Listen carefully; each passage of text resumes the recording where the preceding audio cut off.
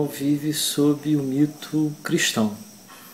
E o que nos conta esse mito? Né?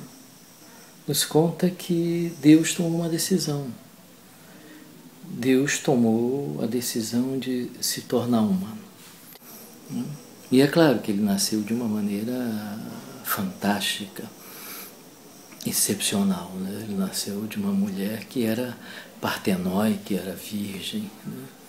Então, essa mulher, uma divindade, ela está na linha das grandes deusas orientais. Né?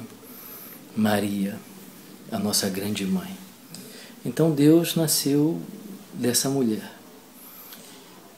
Ele próprio nunca tinha feito a experiência humana. Ele nunca tinha atravessado as vicissitudes da vida humana, né? Como nascer, sentir-se angustiado, sentir-se ansioso, deprimido, em conflito, amando e odiando o mesmo objeto. Né? A vida de Deus era fácil, na verdade. Né?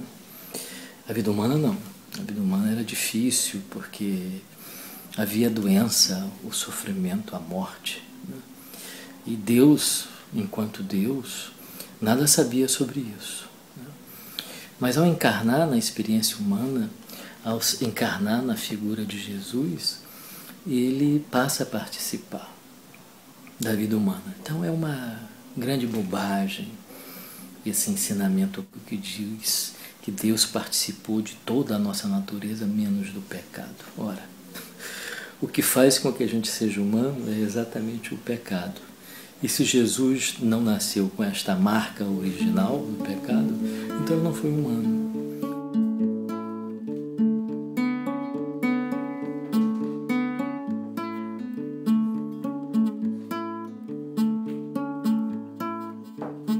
Pois eu partilho do ponto de vista que Jesus jamais soube que ele era Deus e que ele vai se descobrindo lentamente como Filho de Deus e o próprio Deus. E partilho também da ideia que ele nasceu exatamente igual a qualquer ser humano. Portanto, carregou consigo a dobra, que nós chamamos de pecado original. E a grande façanha mítica dele foi ter restaurado o relacionamento do ego com a origem, dito de maneira teológica, ter restaurado a ligação do homem com Deus. Então, Jesus nasce com o pecado para restaurar a plenitude. Né? Ele não nasce com o pecado para pecar, porque o pecado é que é o peso. O pecado no sentido da quebra, da dobra, da não ligação com a origem, que é o mito. Essa é a fonte do nosso sofrimento, essa é a fonte da própria concepção pessimista da vida. Jesus, para mim, é um homem como outro qualquer, sujeito às pulsões de vida e de morte, vulnerável aos desejos naturais e normais do ser humano, mas foi capaz de elaborar isso num nível que é praticamente desconhecido para nós.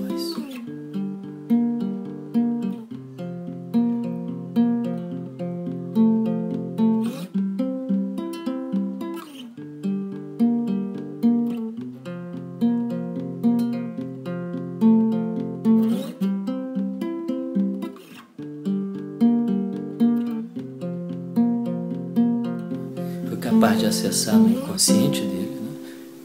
Estruturas, possibilidades que nós não conseguimos alcançar facilmente e efetivamente nem conseguimos. Né? Então é um espírito efetivamente evoluído, é um avatar. E é esse o mito sob o qual nós vivemos, né? De um homem que foi capaz de ser fiel a seu projeto existencial a tal ponto que arriscou a própria vida dele, né, submetendo a tirania, né, de um inconsciente coletivo altamente reativo ao desenvolvimento, né, a um ego coletivo que odeia a liberdade, que odeia o amor, né, porque no fundo nós odiamos isso tudo, odiamos a liberdade. Né? Através da experiência de Jesus, Deus se tornou humano e ofereceu aos seres humanos uma saída otimista, um mito no qual nós podemos nos mirar e reunir forças para enfrentar as vicissitudes. de nossa existência, né? Então, o centro da jornada humana, para mim, é essa. Uma jornada que inclui a Sexta-feira Santa, como símbolo da nossa angústia, do nosso tormento, da percepção do real, da nossa existência, né? Percepção dos nossos traumas, né? Da aceitação incondicional deste real. Né? É um ego que não se faz mais dois com o objeto que produz o sofrimento. É um ego que se solidariza com o objeto que produz o sofrimento e se faz um com esse objeto, né?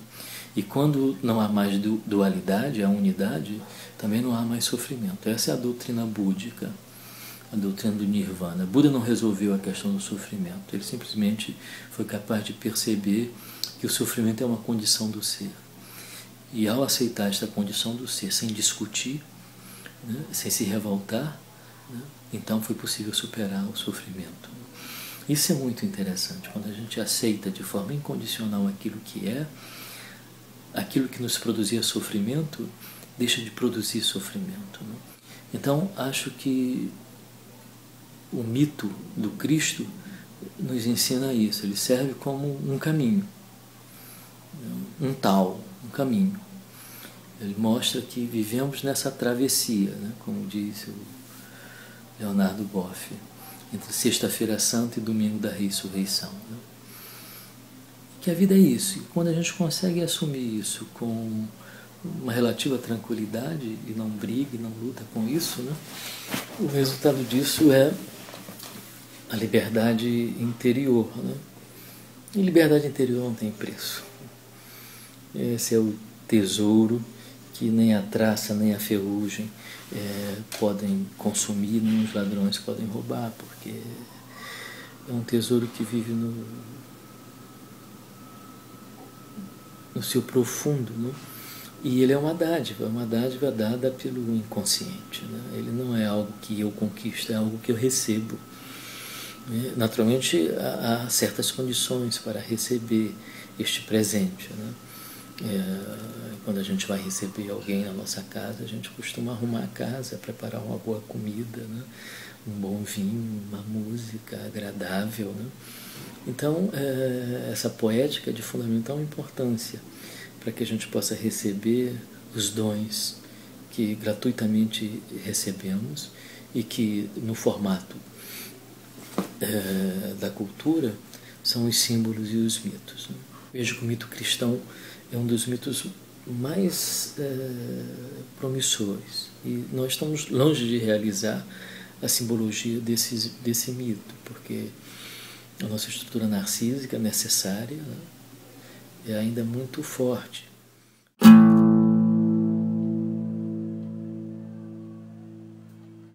E renunciar a si mesmo costuma ser uma morte mais dolorosa do que aquela morte física que porventura alguém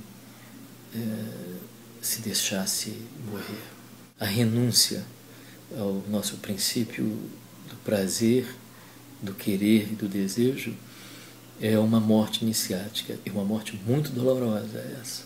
Eu assisto pacientes muitas vezes com pânico, né, que são pessoas que têm medo de morrer, ansiarem pela morte física, né? Então você vê claramente, né, os dois tipos de morte, né? Porque se é a morte física que o indivíduo teme, né, como ele pode desejar então morrer? Se o pânico é marcado como um sintoma predominante pelo medo de morrer, o indivíduo tem um ataque cardíaco e vai parar no hospital porque acha que vai ter um infarto, né? Como essa mesma pessoa pode ansiar morrer? Então basta se entregar ao pânico, então morrerá. Se trata de duas mortes diferentes, né? A morte iniciática induzida pelo pânico é muito mais dolorosa do que aquela onde o indivíduo fisicamente desaparece, né? Essa às vezes é vivenciada como um alívio, né, dessa outra morte iniciática, né? A figura mítica do Cristo é uma figura de grande riqueza simbólica e constitui um símbolo no qual nós devemos nos mirar, né, e devemos aprender, né, com essa jornada, sabendo que dificilmente conseguiremos alcançar o grau dessa plenitude alcançada por Jesus. Mas o fascinante também em tudo isso é ver que se os seres humanos têm alguma coisa de divino, né, através de Jesus nós descobrimos que Deus tem alguma coisa de humano também.